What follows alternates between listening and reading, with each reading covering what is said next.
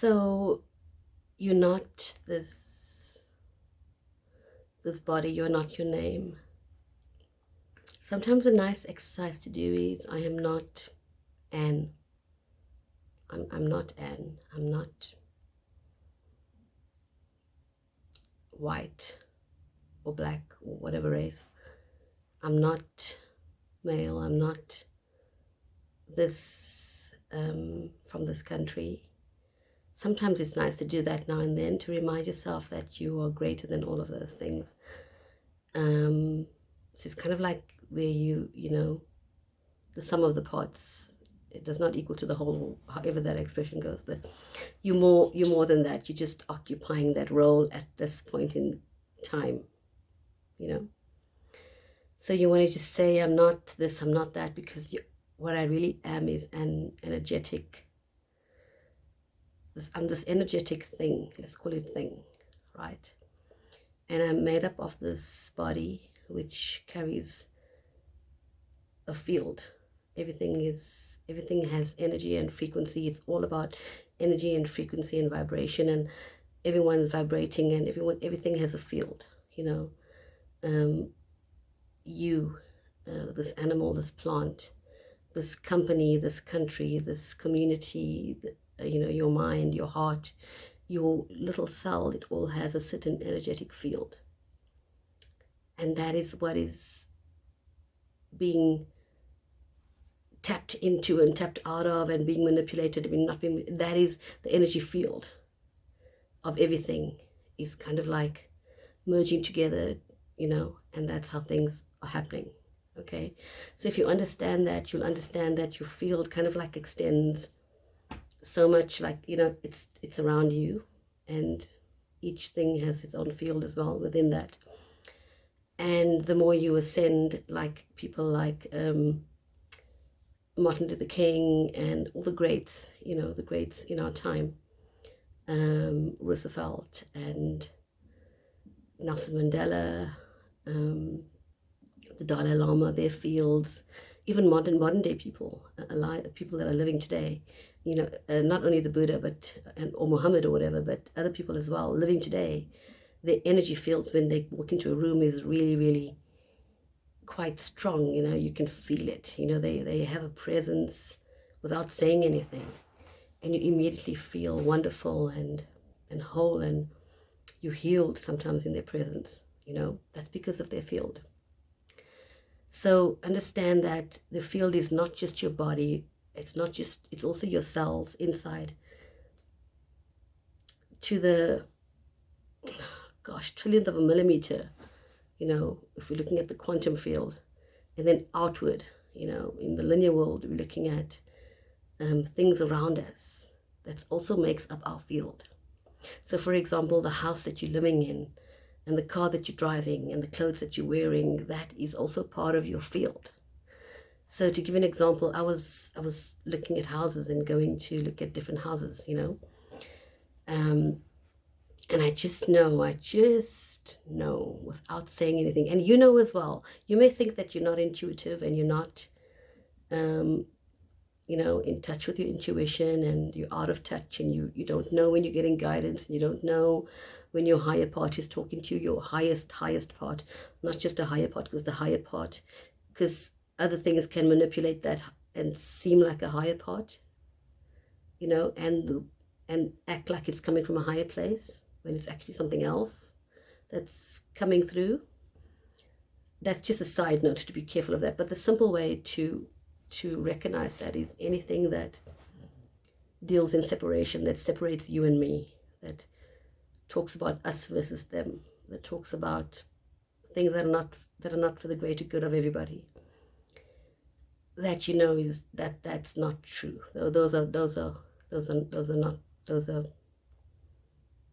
things you want to tune out. Okay, so the higher part will talk to you, and you've had it many times in different situations in your life. Just learn to give airtime to that, learn to trust that immediately. And for me, the gap is becoming a lot smaller, so when that intuition hits, I just know. And I'll give you an example. So I'm walking, looking at these houses, and this estate agent is showing me around. And I walk into this house, and I just know. He opens the gate, I pull up, and already when I'm driving in the neighborhood, I know.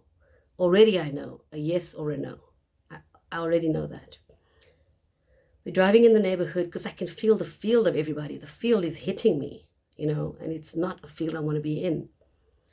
And then we park, we pull up to the street, we pull up to the house, we park, and he opens the gate, and I step into the yard, and I know already. And I think we took 2 or 3 steps. We rounded the corner of the building. And he was just like busy talking and doing the sales job. And when you start working with your intuition, and it's becoming more familiar as your new language, because this has to become your new language. Make no mistake, that's your GPS. That's what's been given to you. That's your birthright. You want to use it. You don't want to use anybody else telling you what to do and other people's opinion. That is your birthright. Although sometimes God uses other people to talk via, right? So you'll become good at recognizing that. So he walks in, tells me, and immediately I say to him, listen, XYZ person, it's okay. I don't want to see anymore. He said, no, but come, they're renovating this one room. And I said, sorry, I just know. And he looked at me, and because I was just speaking from my heart, and I wasn't trying to bullshit him, I wasn't trying to be polite and just pretend to do the tour, the truth just hit him as well. And he looked at me and he said, you're right, when you know, you know. He just said it just like that.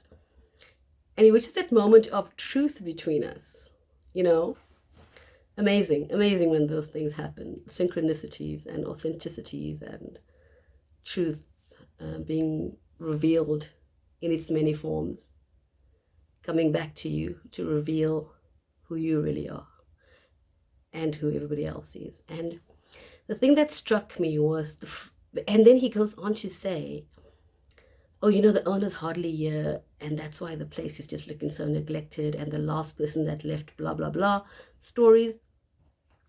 And I got home and I thought, you know what? I sent this guy a message. I mean, I don't know this person from a bar of soap, right? And I just sent him a message. I said, look, I wrote in my diary, my gratitude diary, and I said thank you, because it was such an amazing experience, because it showed me that my intuition is so strong and so powerful. I'm just tuned in, and I'm like Esther says, tuned in, tapped in and turned on, or whatever she says, and I was there, right? I was there.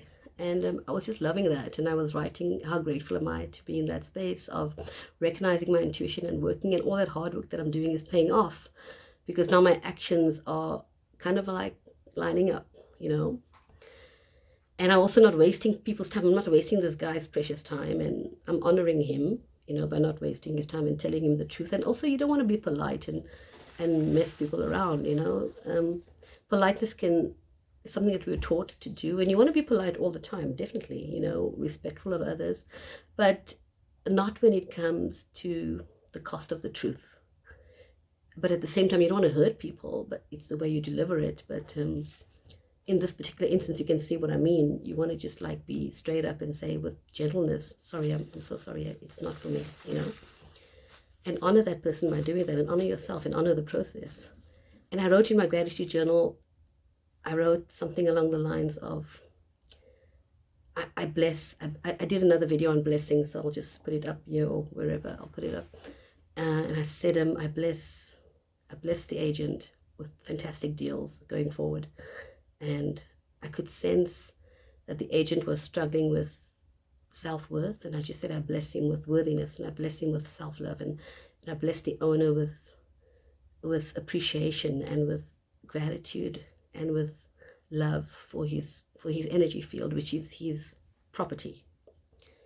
And I ended off, and I wrote some more, and then I sent it to the agent without knowing. I only met this guy, and I said, please send it to the owner. I took a screenshot from my gratitude diary, and not to expect any feedback or any praise or anyone berating me or like, who are you to tell me? Or I didn't expect anything. I just sent it because I just knew I had to send it. How it lands, how they receive it is not my story. I'm just guided to send it without taking credit and without worrying about them being angry with me. None of that matters, you know. But the message I got was very, very clearly that that house, the energy field of that house was so depressing, was so terrible. You know, the state of it was one thing. You can fix up something, you know, you can paint something, you can clean it. But you could just feel the heaviness and the sorrow in that house. Oh, sorry, I remembered now. The tenant, the previous tenant, I think she was a great tenant, and she had gone through either a heartbreak or she had lost someone, something where her heart was broken. And that broken heart was sitting in the house. I could feel it. I could feel it. It was crazy. And I just sent them that, and I said, please just send everyone concerned, send them this message, you know. So trust that, and look out for your own energy field. It's not just your body, it's not just your mind or your heart or your cells, or, you know, it's your things, your property, things that represent you. So this microphone is my thing.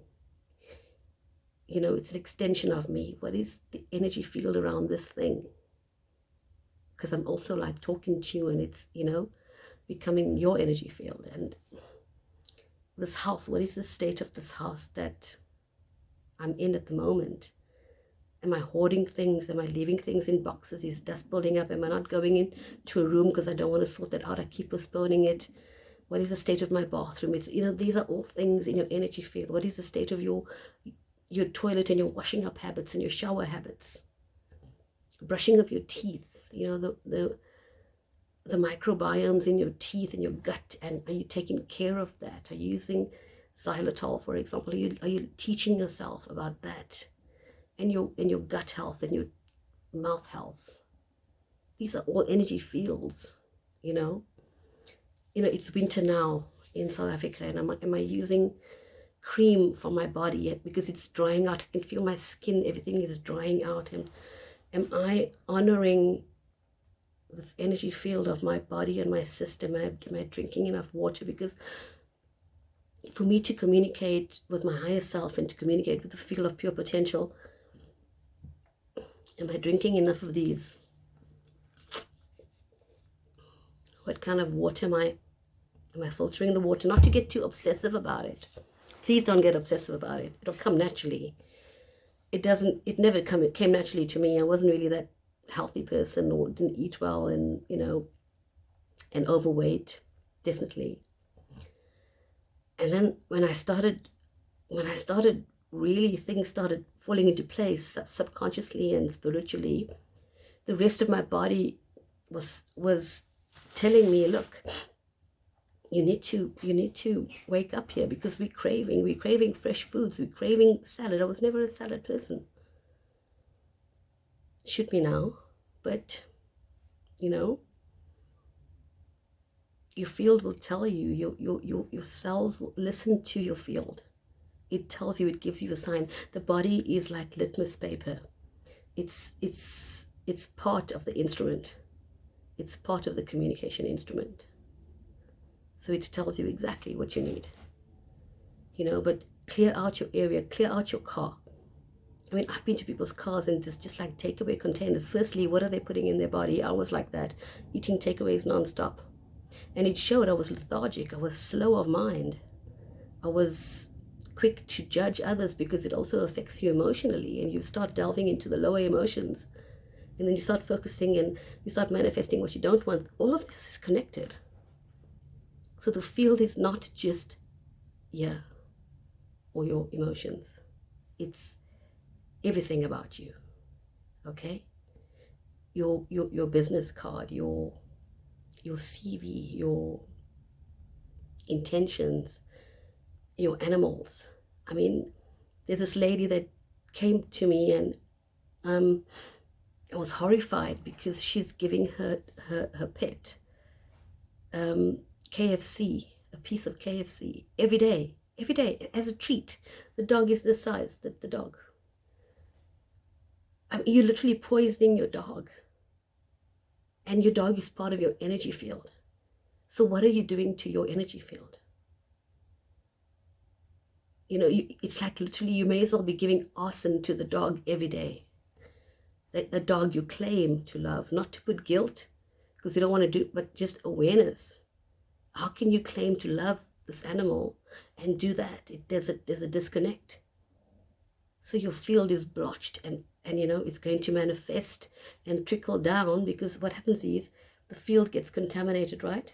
With all this crap, this contradiction, and this misintention and misalignment, constant, lower emotions, intentions, and acting with against your intentions. And then it starts manifesting as worry and headaches. Then it starts manifesting as despair and hopelessness and apathy and guilt and shame and regret. And then it then sinks into your physical body, and you start getting sickness and disease. And then you keep saying, oh, I'm sick, I'm depressed. I've got this other person who keeps saying, I'm depressed, I'm depressed. If you're going to keep calling it that, then don't be surprised. Don't be surprised. Okay, so your field is more than your body and your mind and your emotions. Okay? Take care of your field.